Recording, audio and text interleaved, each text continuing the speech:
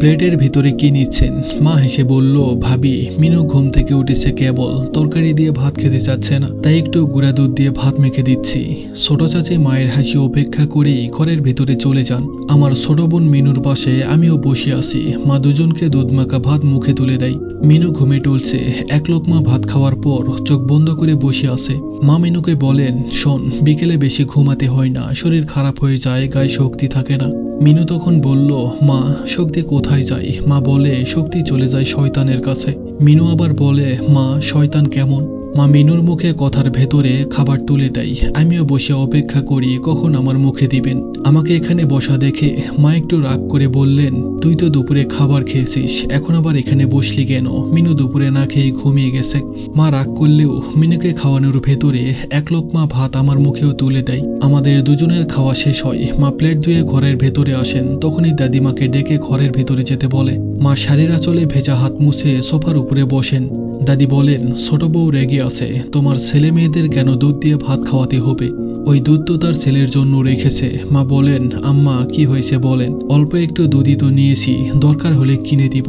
দাদি বলেন, শোনো, আমি অশান্তি চাই না। এই দুধ এই বাসায় কেউ কিনেনি, কিনে দিয়ে গেছে ছোট বউয়ের ভাই।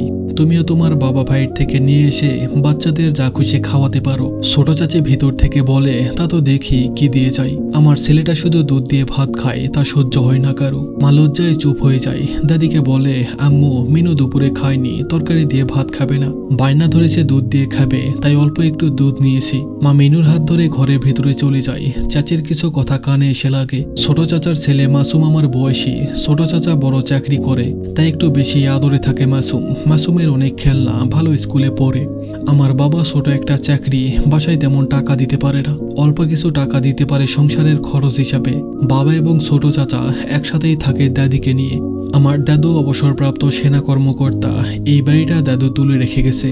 বাবা পরদিন অফিস থেকে ফেরার সময় একটা গুঁড়া দুধের বয়াম নিয়ে আসে। মিনু ছুটে গিয়ে বাবার হাত থেকে দুধের বয়াম নিতেই মা ছুটে এসে মিনুর হাত থেকে বয়াম কেড়ে নেয়। মিনু মায়ের দিকে ছলছল চোখে তাকিয়ে থাকে। মা মিনু আর আমাকে পাশে বসিয়ে বলে, আর কখনো দুধ খেতে চাইবি না। যেদিন তোরা তোর বাবার মতো টাকা আয় করবি তখন দুধ খেতে চাইবি, তার আগে না, মনে থাকবে।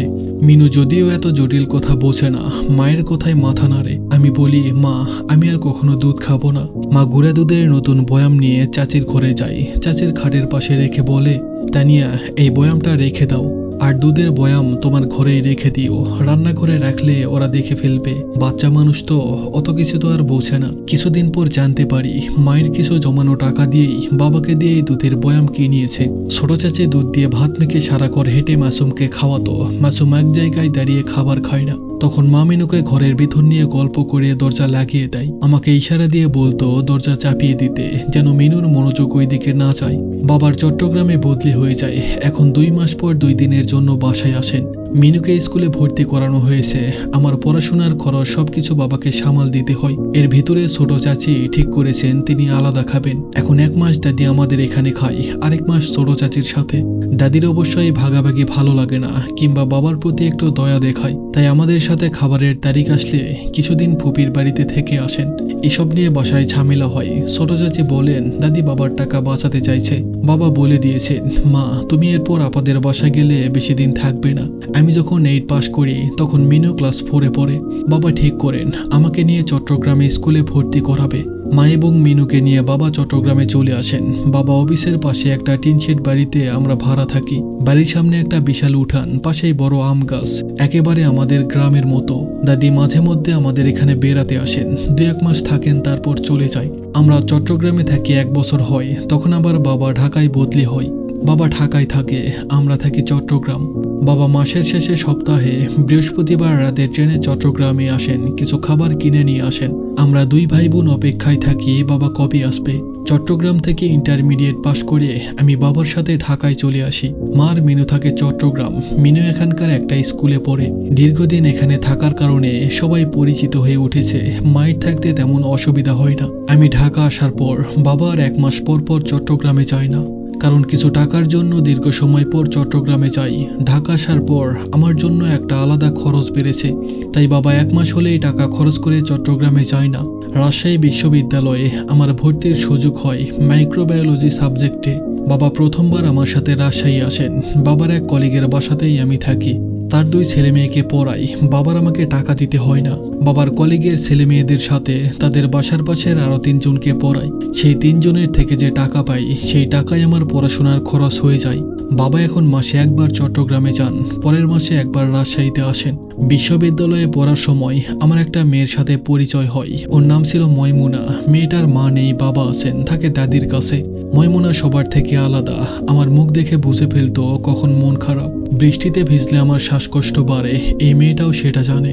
দূরের শহরে এক টুকরো সুখ ময়মুনার কাছে পেয়েছি আমি যখন শেষ বর্ষে পড়ি তখনই ময়মুনা দেশের বাইরে চলে যায়।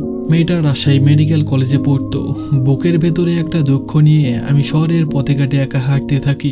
চেনাগুলি সব অচেনা হয়ে ওঠে। উচ্ছ্বাসে ভরা জীবনের ভিতর শীতলতা নেমে আসে। শীতের রাতে একা একা ক্যাম্পাসে হাঁটতাম। ময়মুনার রেকর্ড করা 3টা গান ছিল আমার কাছে। সেই এক গান বারবার শুনে যেতাম, কখনো বিরক্তি আসতো না। আমার পড়াশোনা শেষ হয়। আমাদের বিশ্ববিদ্যালয়ে জলবায়ু পরিবর্তন নিয়ে একটা ইভেন্ট হয়। সেই ইভেন্টে আমি থাকি। সেখান থেকেই আমার একটা সুযোগ আসে দেশের বাইরে যাবার। সুখের বিষয় হলো ময়মুনা যে দেশে থাকে সেখানেই পাশাপাশি হবে আমাদের শহর। ময়মুনাকে খবরটা সেদিন রাতেই জানায়। মেয়েটা অনেক খুশি হয়। 2 মাস তাদের সাথে কাজ করি। 1 মাস তারা এখানে চাকরির জন্য আমাকে অফার করে। আমার ইচ্ছা ছিল পৃথিবী ঘুরবার। এখানে চাকরি করলে পৃথিবী ঘোরার সুযোগ পাবো। সাথে আর্থিক একটা বিষয় আছেই। এক দেশ থেকে আরেক দেশে ঘুরবার এই সুযোগ আমার জন্য চাঁদ হাতে পাওয়ার মতো। মনে মনে খোদার কাছে শুকরিয়া জানাই। তাছাড়া ময়মুনার কাছাকাছি থাকা যাবে। মিনুর বিয়ে উপলক্ষে সেবার আমি দেশে যাই। ছেলে একটা স্কুলের শিক্ষক, মিনুর থেকে 3 বছরের বড়। মিনুর বিয়ের উপহারের সাথে ঠিক করি একটা দুধের কৌটা দিব। ওর জন্য একটা ঝুমকার শাড়ি কিনি, সাথে গুঁড়া দুধের কৌটা, যা ভালো করে সাজিয়ে রেখে দেই। মিনু পরের দিন ভোরে ফোন দিয়ে কাঁদতে থাকে। কাঁদতে কাঁদতে খিঁচুনি উঠে গেছে। মিনুর বর জামিল ফোন দিয়ে বলে, ভাইয়া আপনি একটু এখনই আসেন আমাদের বাসায়। মা বাবা 2 জনেই ভয় পেয়ে যায়। আমি তাদের সান্ত্বনা দিয়ে মিনুর শ্বশুর বাড়ি যাই। মিনুর ঘরে একটা দুধের কৌটা নিয়ে বসে আছে। আমাকে দেখেই মিনু উঠে হাউমাউ করে কাঁদতে থাকে। আমি মিনুর মাথায় হাত বুলিয়ে দিয়ে বলি, তোর ভাইয়া যতদিন আছে ততদিন দুধ ভাত খাবি। মিনু কেঁদেই যাচ্ছে। জামিল কিছুই বুঝতে পারছে না। মিনুর কান্না দেখে আমার চোখেও পানি এসে গেছে। মিনুর কান্না এক সময় থামে। ওদের বাসায় নাস্তা করে আমি মাকে কল দিয়ে বলি, তেমন কিছু হয়নি, ওর আমাকে দেখতে ইচ্ছে হয়েছে। প্রথমবার এসেছে তাই এমন, দেখবে ঠিক হয়ে যাবে পরে সবকিছু। যেতে যেতে বহুদিন পেরিয়ে যায়। ময়মুনার সাথে আমার বিয়ে হয়। ময়মুনা চট্টগ্রামে একটা হাসপাতালে ডাক্তার হিসাবে আছে। বাবা মায়ের সাথেই থাকে। আমি ঢাকাতে থাকি। সপ্তাহ শেষে 2 দিন এসে চট্টগ্রাম থাকি। মিনু যখনই আমাদের বাসায় বেড়াতে আসে সব ভালো খাবারের সাথে গুঁড়া দুধ থাকে। মা কিংবা ময়মুনা দুজনের কেউই মিনুকে গুঁড়া দুধ দিয়ে ভাত না খেয়ে উঠতে দেয় না। ময়মুনা প্রায় একটা কবিতার লাইন বলে, আমার বোন যেন থাকে দুধে ভাতে। এই লাইনটা শুনে কখনো সবাই হাসে, কখনো উদাস হয়ে যায়, কখনো মায়ের চোখে পানি জমে, কখনো বা মিনুর ছলছল চোখ দেখি। ধন্যবাদ সবাইকে।